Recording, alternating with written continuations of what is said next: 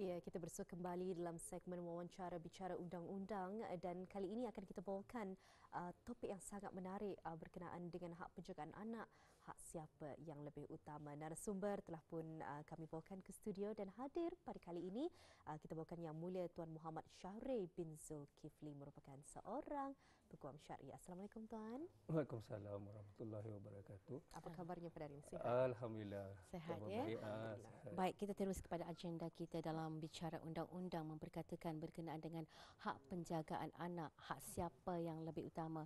Namun dalam hal ini Tuan, yang mungkin dapat menjelaskan bila sebenarnya permohonan hak penjagaan anak ini boleh dipohonkan ataupun berlaku. Okey. Kalau kita lihat kepada bab 88 bab 88/1 daripada Akta Undang-Undang Keluarga Islam dengan jelas menyatakan bahawa ibu mempunyai hak untuk mendapat hak penjagaan sama ada selepas atau sebelum perceraian. Jadi bermakna kalau kita lihat daripada bab itu sendiri, sebelum cerai pun boleh. Maknanya kadang-kadang ada konflik rumah tangga yang mana suami dan isteri tinggal berasingan. Jadi kedudukan anak tu tidak tahu mana kan diletak, sekolah susah apa semua kan, jadi rebutan. Jadi bab ini kita boleh lihat kepada peruntukan Perintah Acara Mal bab 202 menyatakan bahawa mahkamah 202/1 kata mahkamah boleh interfere, mahkamah boleh campur tangan dalam keadaan yang tertentu dan boleh memberikan hak penjagaan sementara. Dan bab yang sama juga daripada Perintah Acara Mal -2 menyatakan bahawa ianya boleh dipohon pada bila-bila masa. Kalau dalam keadaan terdesak, maknanya sebelum berlaku perceraian, mahkamah boleh putuskan interim penjagaan sementara kepada ibu atau bapa. Jadi walaupun misalnya hadanah itu belum difailkan lagi, tapi keadaan mendesak, misalnya kanak-kanak itu didera dan sebagainya, mahkamah boleh campur tangan melalui satu permohonan interim. Jadi maknanya sebelum berlaku perceraian boleh dituntut, boleh dipohonkan di mahkamah. Jadi seperti yang diketahui, memang hak penjagaan anak ini salah satu isu yang rumit ya, dan mungkin seringkali sahaja menjadi perbualan. Jadi adakah sebenarnya menjadi kewajipan dan dimestikan anak itu di dalam bawah penjagaan hak ibu bila ianya di manakah situasi di mana ayah pun dapat hak penjagaan anak tersebut? Okey. Kita kena tengok, melihat kepada peruntukan undang-undang, dia bab 93/3 kalau tidak silap saya, menyatakan bahawa satu perkara yang boleh dipatahkan tak semestinya ibu yang mendapat hak penjagaan automatik. Sebabnya kadang-kadang bila berlaku masalah rumah tangga, konflik rumah tangga, anak itu memang terbiasa dengan bapa dia. Misalnya ibu lari tinggalkan rumah misalnya, dan anak tu terbiasa dengan bapa dia. Jadi dalam situasi begini, mahkamah akan lihat tidak baiknya memindah-mindahkan anak tu. Sekarang jadi kesan kepada mental, dia pindah kepada suasana yang dia tidak biasa. Jadi ianya tidak semestinya automatik kepada ibu dalam keadaan begitu. Tapi dalam keadaan biasa, kalau kita lihat kepada peruntukan undang-undang syariah, undang-undang keluarga Islam di Brunei ataupun di Malaysia sekalipun, anak yang belum memayis adalah di bawah jagaan ibu. Tapi bila dia sudah memayis, diberikan hak pilihan memilih. Tak semestinya automatik pada ibu. Dan macam puan tanya tadi, bila ia boleh terlepas daripada ibu, okey. Yang pertama sekali, dia ada 5 penentuan hak penjagaan ni. Mesti seorang yang beragama Islam, mesti sempurna akal, and then ketiga, tiada penyakit berjangkit, dan dia mempunyai akhlak yang baik, dan dia tinggal di tempat yang mana tidak mengancam keselamatan anak tersebut. Kalau misalnya kadang-kadang orang kita ni kahwin dengan orang luar, dan tempat dia tu memang tak selamat, jadi dia akan kekal di Brunei. Biasanya mesti dipastikan tempat itu selamat. So 5 perkara ni lah. Kalau misalnya ibu tu memang dia kelakuan dia daripada segi hukum syarak je memang teruk, memang tidak berakhlak baik daripada segi hukum syarak, automatik mungkin mahkamah boleh pindah kepada bapa. Tapi kalau dua-dua teruk, mungkin terpaksa pindah kepada badan kebajikan ataupun kepada ibu dan ataupun keluarga yang lain. Itu di antara alternatifnya. Alternatif yang lain. Bagaimana situasi yang menangani apabila kes penentuan hak penjagaan anak-anak ni apabila nyatakan tadi kadang-kadang apabila bersidang di mahkamah masing-masing maukan hak tu. Jadi di sini kadang-kadang hal-hal yang taninda ingini seperti terkeluarlah cerita-cerita aib masing-masing. Bagaimana pihak hakim hakim syar'i menilai perkara ini untuk dapat memberikan pertimbangan dan seterusnya memutuskan putusan yang adil. Okey. Dia okey. Tadi kalau kita balik pada tajuk hak siapa yang lebih utama? Sebenarnya hak anak. Mahkamah dia takkan lihat okey, kemahuan ibu, dia akan lihat kemahuan bapa. Tapi yang penting ialah hak anak tu sendiri. Kalau mahkamah tengok kecenderungan anak satu dan macam tadi mumayyiz dan tak mumayyiz, automatik kepada ibu. Tapi ia akan melihat kepada kepentingan anak tu sendiri. Kalau letak kepada bapa dan dia tengok memang ada bukti bapa ni sekian ada kaki minum ke apa ke ataupun kaki dera, dan mahkamah akan automatik pergi kepada ibu. Ataupun dia kalau mumayyiz dia boleh pilih. Jadi yang di Brunei atau undang-undang keluarga Islam tidak meletakkan umur anak tu. Tapi di Malaysia misalnya, negara lain dia ada letak 7 bagi kanak-kanak lelaki dan 9 tahun bagi kanak-kanak perempuan. Maksudnya ini adalah umur untuk memilih. Takrif mumayyiz satu. Dan tapi bab 2 daripada Akta Undang-Undang Keluarga Islam mentakrifkan mumayyiz itu sebagai kanak-kanak yang boleh membezakan sesuatu perkara.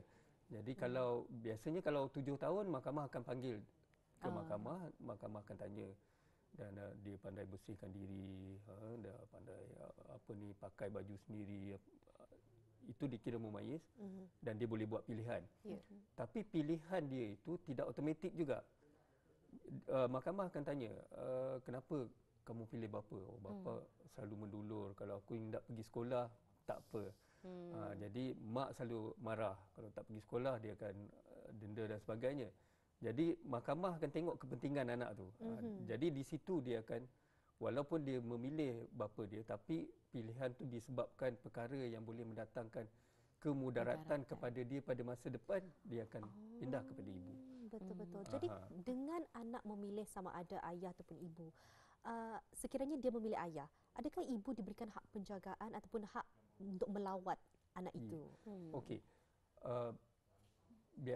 Kalau kita tengok kepada bab 94 daripada Akta Undang-Undang Keluarga Islam, dia memberi hak lawatan pada bila-bila masa yang munasabah kepada pihak yang tidak mendapat hak penjagaan.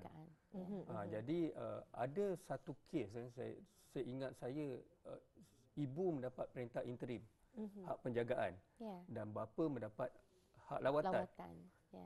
Jadi masalahnya bapa ni semasa hak lawatan dia ambil anak tu, dia tak pulangkan. Ada juga? Ada.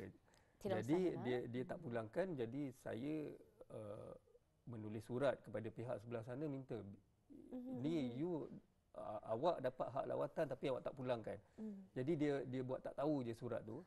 Jadi saya memfailkan perintah mendapatkan permohonan notis tunjuk sebab menghina mahkamah. Jadi setelah didengar affidavit, diteliti semua, diteliti hujah, bapa tu dipenjarakan 2 bulan kerana menghina mahkamah. So jadi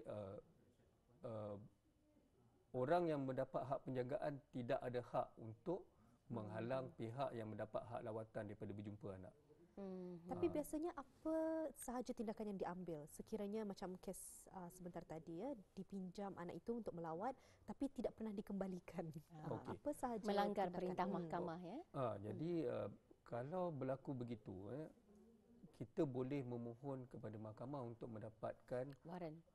notis tunjuk sebab atau ni penghinaan mahkamah yang mana boleh dipenjara sehingga 6 bulan atau didenda 2,000.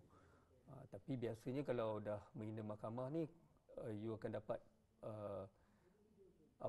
komitel, perintah komitel untuk dipenjarakan.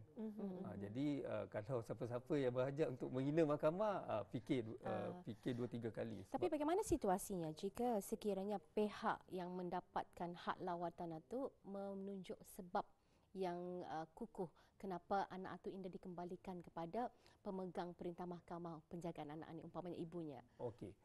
Jika berlaku keadaan begitu, misalnya Sebabnya okey, mungkin ibunya mengabaikan, ada bukti itu bagaimana?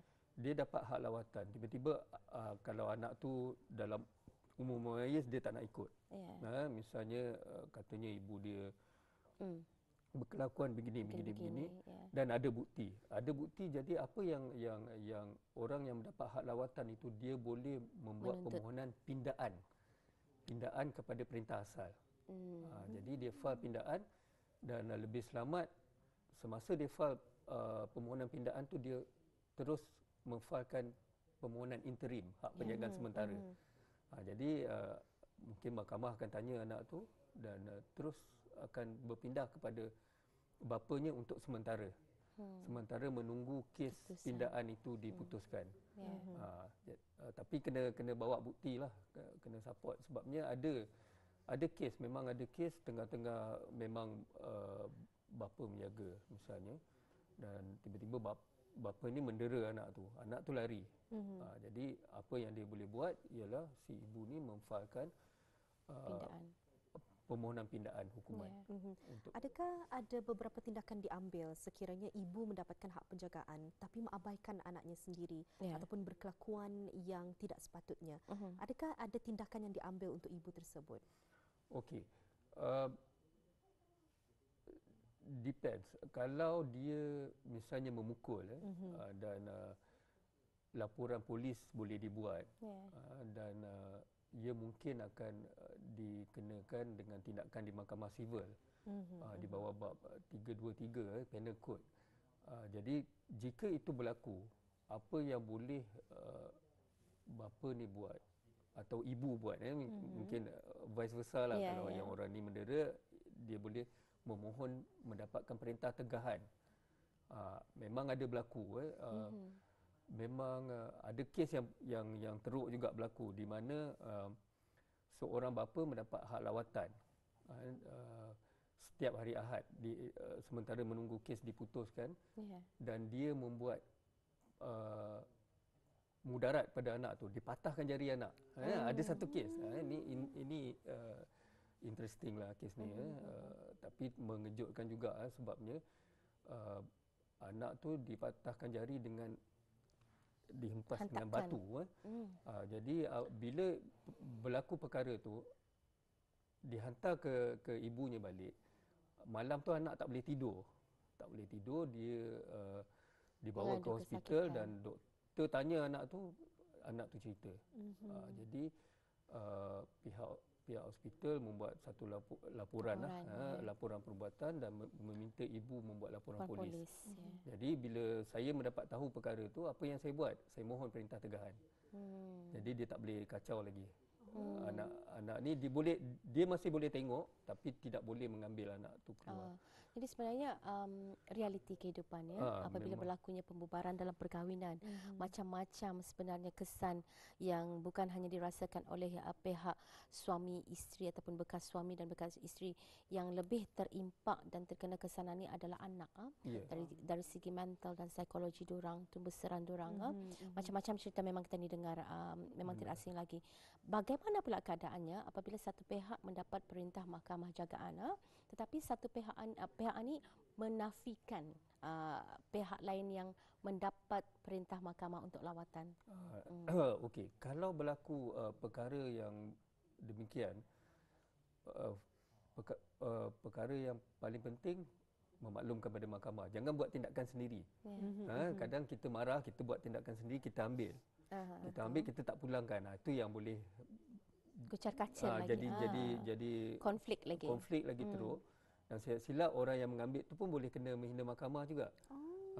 Sebab dia ambil tanpa mendapat satu perintah. Orang ni sudah dapat perintah penjagaan. Dia ambil, jadi apa yang perlu dibuat ialah dia memfailkan satu permohonan pindaan. Yang pertama yang dia boleh buat. Tapi kalau teruk sangat, misalnya dia tak bagi lawat langsung, dia boleh file menghina mahkamah. Jadi menghina mahkamah, jika mahkamah dapati memang dia, sebabnya dalam istilah undang-undang atau hukum syarak, dia tak boleh monopoli. Sebabnya hak lawatan pada bila-bila masa itu adalah untuk supaya pihak satu lagi itu memantau pelajaran anak dia macam mana, kan, sihat tak sihat, dan tidak memutuskan silaturahim. Supaya dia boleh tengok hubungan baik ibu dan bapa itu masih ada. Untuk kebaikan anak tu sendiri sebenarnya undang-undang tu diwujudkan. Jadi bila satu pihak mementingkan diri sendiri, kesan jangka masa panjang dia adalah pada anak ni. Betul. Jadi one day dia akan buat begitu juga. Itu yang tak bagus. Dia akan rebel. Dan dalam hal ini juga ni Tuan, memang banyak situasi yang berlaku di kalangan masyarakat kita ni, selain daripada menafikan hak lawatan satu pihak itu, ada juga berlakunya apabila umpamanya pihak yang mendapat hak penjagaan ini memberi sebab, katanya kenapa ia menegah lawatan itu disebabkan Indah diberikan nafkah. Dalam hal ini macam mana pihak mahkamah bertindak? Dia hak lawatan dengan nafkah dua perkara yang berbeza. Hak lawatan tetap kena bagi. Cumanya kalau pihak yang lagi satu ingkar memberi nafkah, dia sebenarnya kalau you tengok Akta Undang-Undang Keluarga Islam ni, bab 75/1 daripada Akta Undang-Undang Keluarga Islam ni, dia menyatakan tidak kira anak tu di bawah jagaan siapa, bapa wajib memberi nafkah. Nafkah ni 3 perkara yang asas, yang makan minum, pakaian, tempat tinggal. Yang lain-lain perubatan, sekolah, semua memang bapa kena tanggung. Jadi bila kita sudah mendapat perintah nafkah, misalnya dipotong daripada gaji, dia kena bagi. Ataupun tak pada gaji ke, memang mahkamah dah perintahkan you kena bayar 250 sebulan. Contoh. Dia tak bayar. Perkara yang pertama, you boleh file permohonan saman madin perhakiman untuk mendapatkan nafkah tertunggak. Kedua, menghina mahkamah. Kalau kita dah file saman madin, dia tak bayar, dia boleh dijail. Kalau dah di penjara, mungkin akan hilang kerja dan sebagainya. Jadi cara yang lebih baik, patuhlah pada perintah mahkamah dan dia kena tahu tanggungjawab dia. Kalau dia, misalnya bapa ni memang tiba-tiba sakit ke apa, adik-beradik lelaki ataupun datuk kepada anak-anak ni memang kena bertanggungjawab. Tidak boleh lepas tangan. Jadi bila tapi walaupun dia tak bagi nafkah, hak lawatan tetap kena bagi. Tapi kalau dia degil, kita boleh memfailkan menghina mahkamah ataupun saman madin perhakiman. Jadi artinya sekiranya situasi ini si bapa dilarang ataupun ditegah untuk berjumpa dengan anak, mungkin ada penderaan yang berlaku dan sebagainya, adakah nafkah masih dituntut dari si bapa? Yes. Wajib. Nafkah wajib. Walau apapun keadaannya. Ya, bapa wajib bagi nafkah. Macam hari itu kita bincang pasal suami, kan. 3 perkara ni memang makan minum, pakaian, tempat tinggal memang suami kena sediakan. Selepas pembubaran perkahwinan. Dia tidak boleh lari. Kalau dalam perkahwinan dia kena, anak pun begitu. Dan apa perkara yang kita kena ingat ialah seorang bapa ni dia tak boleh pukul muka anak ni. Kalau mendatangkan kecederaan, maka akan jadi isu lain. iaitu penderaan wanita dan kanak-kanak. Memang berlaku kes-kes begini di mahkamah syariah. Yang macam contoh tadi tu lah, yang dia patahkan jari anak dan akhirnya ia tak boleh bawa anak berjalan lagi. Dia mungkin boleh tengok dan sehingga keputusan daripada mahkamah sivil diperolehi dan mahkamah merasakan dia layak untuk membawa anak tu keluar, mungkin baru boleh. Sebab keselamatan anak, kepentingan anak tu sangat penting. Adakah juga penggunaan perundingan ataupun suluh di dalam mahkamah seperti kes-kes lain dalam undang-undang keluarga Islam ini? Ya, dia suluh ni memang digalakkan, dan bab 93 misalnya, bab 98 dalam perintah acara mal menyatakan bahawa mahkamah hendaklah menggalakkan pihak-pihak bersuluh pada bila-bila masa. Cumanya bila you suluh membuat perundingan mengenai anak-anak ni, you kena libatkan anak-anak. Puan dan tuan kena libatkan anak-anak. Jangan buat keputusan sendiri. Biasanya kalau anak dah mumayyiz, lepas tu you buat keputusan sendiri. Misalnya, okeylah, semua letak pada penjagaan bapa misalnya. Tapi tiba-tiba selepas keputusan diberikan dan suluh ditandatangani di mahkamah, tiba-tiba anak tak mau ikut bapa. Ataupun anak tidak mau ikut ibu. Dah jadi satu masalah lagi. Dah pihak yang sebelah sana memfailkan notis menghina mahkamah misalnya. Tapi mahkamah tidak akan menjatuhkan hukuman menghina mahkamah terus. Dia tengok umur anak tu, dia akan panggil. Kenapa kamu proses akan lebih panjang lagi, jadi panjang banyak lagi. urusan lagi. Jadi yang paling baik libatkan anak-anak tu, panggil di hadapan pegawai suluh tu akan tanya dan baru buat perjanjian. Tapi yang penting jangan putuskan hubungan. Bagi hak lawatan yang munasabah, walaupun hak bermalam tidak ada dalam Akta Undang-Undang Keluarga Islam, tapi melalui suluh you boleh bagi hak bermalam. Boleh diletakkan dalam perjanjian suluh itu. Jadi itulah sedikit sebanyaknya perkongsian berkenaan dengan hak penjagaan anak, hak siapa yang lebih utama, dan dapat kita saksikan dan kita dengar juga banyak sahaja situasi-situasi yang akan dihadapi oleh pasangan-pasangan ini. Jadi mungkin bagaimana tuan, sekiranya mereka ada persoalan yang lebih lanjut lagi, bagaimana? Ya, boleh email saya. Nanti saya akan bagi email address saya, boleh tanya. Saya tidak ada masalah, saya boleh jawab bila masa je lah. Saya buka email tu, saya akan jawab, insya-Allah. Baik, apapun terima kasih tuan ya, ruang masa yang diberikan bersama kami dalam bicara undang-undang hak penjagaan anak-anak, hak siapa yang lebih utama. Kalau memperkatakan mengenai dengan topik ini, kita ni lebih tenang supaya masyarakat penonton kita ni faham. Ini antara isu yang rasanya agak kompleks juga untuk diselesaikan di peringkat mahkamah. Apabila ia melibatkan bukan hanya dua nyawa, iaitu ibu bapa, malahan juga anak-anak itu sendiri, masa depan mereka. Terima kasih. Assalamualaikum tuan. Waalaikumsalam.